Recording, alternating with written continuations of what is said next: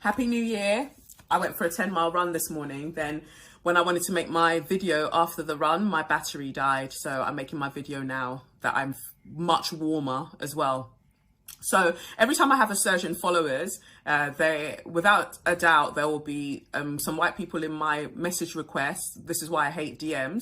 They'll be in my message request telling me that, you know, I'm an ally and I've got some racist relatives, but I'm great. You don't need to tell me. You don't need to tell black people about your racist relatives. We don't need to know. That's a you problem. That's something for you to sort out. I think that that's important, to not bring extra trauma, extra drama to the lives of people who are affected by the racism of your relatives, as you claim, especially when you're talking about, oh, well, you know, these relatives they're from a different time. You know, I'm not racist, but, you know, my relatives, they've got good hearts. They're just from a different time. What are you talking about? Do you not realize that in 2021, we can't be running that same rhetoric?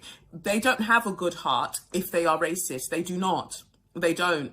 Because if they had a good heart, regardless of whether they were born, you know, loads and loads of decades ago, they've seen how times have, quote unquote, changed. So they should be able to go, you know what, maybe hanging black people from trees is wrong. Maybe not letting black people be in the same schools as white people is wrong. You know, maybe us, you know, setting fire to a house party in New Cross where black people were trying to have a great time, maybe that's wrong. Maybe all of these things are just wrong. So they're alive right now, but they can't see the error in all of those things that have happened, right? They're of a different time. They're not.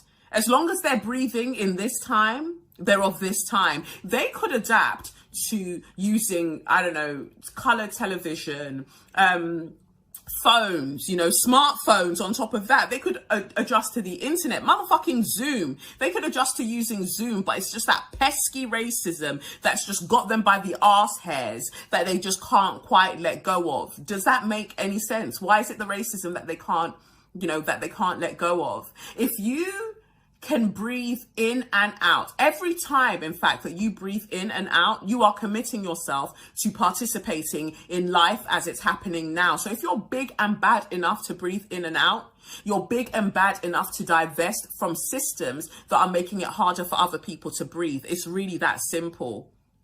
Anybody at any time can start to unlearn. Anybody at any time can start to change. So as for you, the person who's like, oh, I'm an ally, but I've just got these racist relatives, you know, but I still want to dismantle the system of white supremacist patriarchy.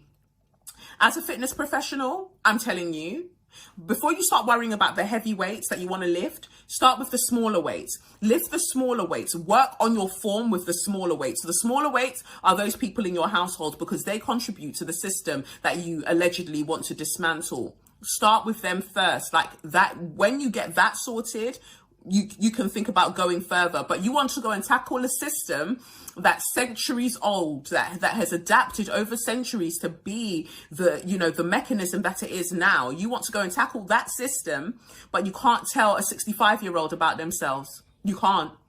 Focus on that. Start patterning up the people within your household before you start worrying about the bigger issues. But telling us that they are of a different time makes no damn sense. They are of this time, and they have to be committed to either moving with the rest of us or not, but their feelings are going to be hurt either way. And I'm not above cussing a 65-year-old.